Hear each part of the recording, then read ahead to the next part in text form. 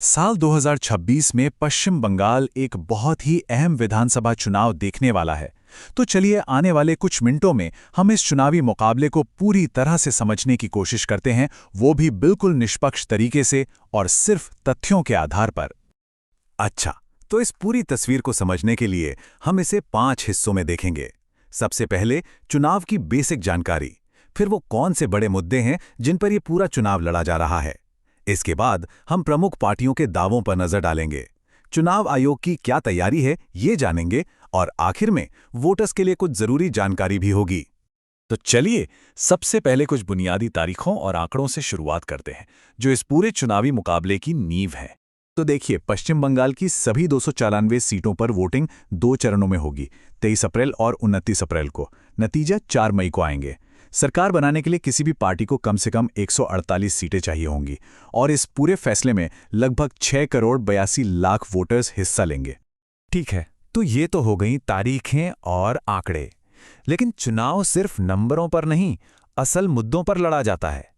तो अब बात करते हैं उन मुद्दों की जो इस चुनाव की दिशा तय कर रहे हैं। पॉलिटिकल एनालिस्ट सुमन भट्टाचार्य की ये बात इस चुनाव के माहौल को काफी अच्छे से बयां करती है। वो कहते हैं, ये चुनाव अब हटाए गए नामों के अंक गणित और उससे पैदा हुई भावनाओं के बीच की लड़ाई बन गया है।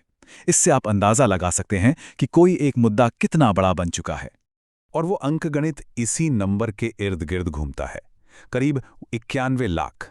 ये वो अनुमानित संख्या है जितने नाम मतदाता सूची से हटाए गए हैं।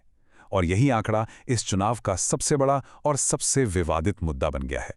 अच्छा, ये नाम हटाया जाने की जो प्रक्रिया है उसे स्पेशल इंटेंसिव रिवीजन यानी एसआईआर कहते हैं। वैसे तो ये चुनाव आयोग का एक रूटीन काम है जिसका मकसद वोटर लिस्ट को अपडेट करना होता है। लेकिन इस बार जिस पैमाने पर और जिस समय पर ये हुआ है, उसने एक बड़ी राजनीतिक बहस छेड़ दी है। और यहीं पर मुख्य पार्टियों के बीच का मतभेद एकदम साफ नजर आता है। एक तरफ तृणमूल कांग्रेस का कहना है कि इस प्रक्रिया से असली वोटर्स के नाम कटने का खतरा है, तो दूसरी तरफ भारतीय जनता पार्टी का तर्क है कि ये कदम फर्जी वोटर्स और अवैध प्रवासियों को लिस्ट से हटाने के लिए बहुत जरूरी था। हालांकि वोटर लिस्ट का मुद्दा सबसे ज्यादा गर्म है, लेकिन ऐसा नहीं है कि सिर्फ यही एक मुद्दा है। इसके अलावा भी कई और अहम विषय हैं, जैसे नागरिकता संशोधन कानून यानी CAA, बॉर्डर सिक्योरिटी, भ्रष्टाचार के आरोप, खासकर स्कूल भर्ती घोटाला, फिर महिला सुरक्षा और रोजगार का सवाल भी है। और हाँ, 15 साल से चल रही सरकार के खिलाफ एंटी इनकम्बेंसी भी एक बड़ा फैक्टर है। तो चलिए अब जरा देखते हैं कि इन सब मुद्दों पर जो मुख्य राजनीतिक दल हैं वो क्या कह रहे हैं और उनके मुख्य दावे क्या हैं। इससे पहले कि हम पार्टियों की बात करें, एक हालिया ओपिनियन पोल पर नजर डालिए।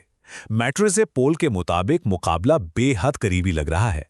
टीएमसी को करीब 43% और बीजेपी को 41% वोट शेयर मिलने का अनुमान है, यानी फासला बहुत ही कम है। तो सत्ताधारी पार्टी तृणमूल कांग्रेस अपने कैंपेन में सबसे ज्यादा जोर अपनी वेलफेयर स्कीम्स पर दे रही है, जैसे कि लक्ष्मी भंडार। इसके साथ ही पार्टी खुद को बंगाली पहचान के रक्षक के तौर पर भी पेश कर रही है और अपने विकास के कामों को भी गिनवा रही है। वहीं दूसरी तरफ भारतीय जनता पार्टी 15 साल के टीएमसी शासन पर भ्रष्टाचार और बेरोजगारी को लेकर हमलावर है। पार्टी CAA और यूनिफॉर्म सिविल कोड लागू करने का वादा कर रही है और उसका मुख्य फोकस औद्योगिक विकास और सीमा सुरक्षा पर है। इन दो मुख्य पार्टियों के अलावा वाम मोर्चा और कांग्रेस का गठबंधन भी मैदान में है। उनका तर्क यह है कि टीएमसी और बीजेपी दोनों ही पहचान की राजनीति करके असल मुद्दों से ध्यान भटका रहे हैं, इसलिए वो रोजगार, महंगाई और भ्रष्टाचार जैसे जमीनी मुद्दों पर फोकस करने की बात कर रहे हैं। अच्छा, पार्टियों और मुद्दों की बात हो गई, पर यह पूरा चुनाव करवाने की जिम्मेदारी जिस पर है, यानी भारत का चुनाव आयोग, उसकी क्या तैयारी है, चलिए देखते हैं। जैसा हमने पहले भी देखा, चुनाव आयोग ने इतने बड़े चुनाव को सही ढंग से कराने के लिए इसे 2 चरणों में बांटा है। पहले चरण में 23 अप्रैल को 152 सीटों पर वोटिंग होगी और दूसरे चरण में 29 अप्रैल को बाकी 142 सीटों पर। और खुद मुख्य चुनाव आयुक्त ज्ञानेश कुमार ने ये भरोसा दिलाया है कि चुनाव को स्वतंत्र और निष्पक्ष कराने के लिए हर जरूरी कदम उठाए जाएंगे। ये बयान चुनाव प्रक्रिया को लेकर आयोग की प्रतिबद्धता को दिखाता है। और अब आखिर में वो जानकारी जो सीधे सीधे उन वोटर्स के लिए है जिनके हाथ में अंतिम फैसला होता है। तो इन जरूरी तारीखों पर एक बार फिर से नजर डाल लीजिए। नामांकन की प्रक्रिया मार्च के आखिरी में शुरू हो जाएगी। वोटिंग अप्रैल के आखिर में होगी और 4 मई को ये साफ हो जाएगा कि बंगाल की जनता ने क्या फैसला सुनाया है। तो इतने सारे मुद्दे, अलग अलग पार्टियों के अपने अपने दावे और वादे, इन सब के बीच जो सबसे बड़ा सवाल है वो यही है कि बंगाल का भविष्य आखिर कौन तय करेगा। और इसका जवाब हमेशा की तरह बंगाल के मतदाताओं के पास ही है।